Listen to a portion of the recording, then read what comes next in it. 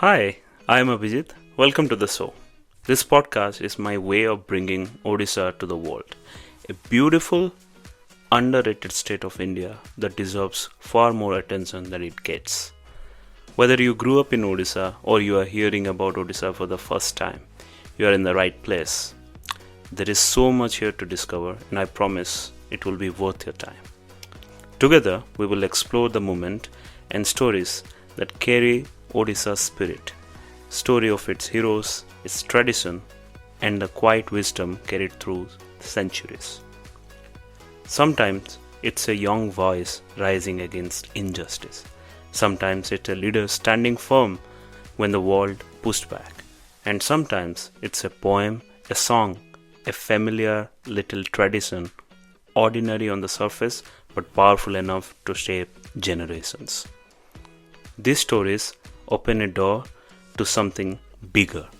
They make us reflect on who we are, what we stand for, and what we want to carry forward. So, settle in and let's journey into the heart of Odisha, one story at a time.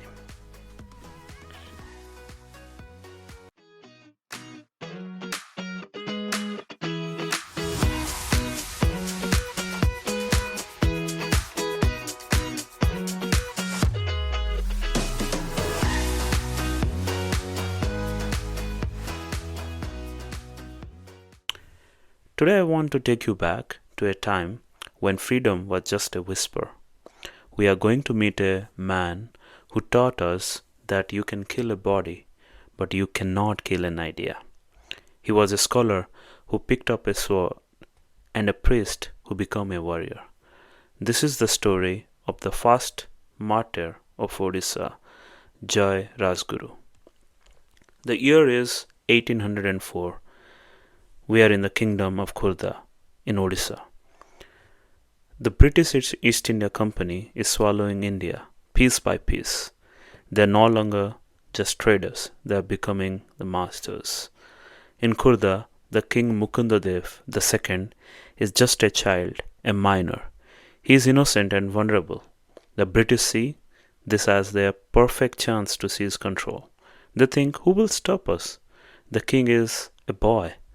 But standing between the innocent king and the mighty British Empire is one man, Jayee Krishna Rajguru Mahapatra, known to us as Jayee Rajguru. He was unique. By birth, he was a priest, a scholar of Sanskrit and holy scriptures. But by duty, he was the Rajguru, the royal priest and commander. He carried a rosary in one hand and a sword in the other. He knew that to save his motherland, prayers alone were not enough. It would require action. The conflict began with a betrayal. The British had promised to return certain lands to the king, but once they felt secure, they broke their word. Jayee Rajguru didn't just send a letter of complaint. He sent a call to arms. He traveled from village to village, gathering the Paikas, the peasant warriors of Odisha. He told them, this is not about land, this is about our Swabhiman, our self-respect. For months, the scholar warrior held off the mighty British forces, but eventually the sheer power and numbers of British army overwhelmed Khurda. The fort fell. Jayee Rajguru was captured. Now I want you to picture this moment. It is 1806. The British commander looks at this prisoner. They know Jayee Rajguru is the heart of the rebellion. They offered him a deal. Accept our rule, surrender the rights of the king, betray your duty, and we will let you live. It was a simple choice, life or death. Jayee Rajguru looked the officers in the eye. He was calm. He said, this head is meant to bow only before Lord Jagannath and my king. It will never bow before a trader. He took all the blame upon himself to protect the young king. He said, the king is a child. I ordered the war, so punish me. On December 6, 1806, at Bagitota in Medinapur, the British decided to make a brutal example of him. They tied his legs to the branches of a banyan tree, and in a cruel way, they tore him apart. Instant act, they took his life. He did not scream for mercy. He died as he lived, holding the weight of his kingdom unbroken. The British thought that by killing the leader, they would have killed the fire, but history tells a different story. When the people saw the sacrifice of their Rajguru, the fear in their heart turned into fury. His blood watered the soil of rebellion.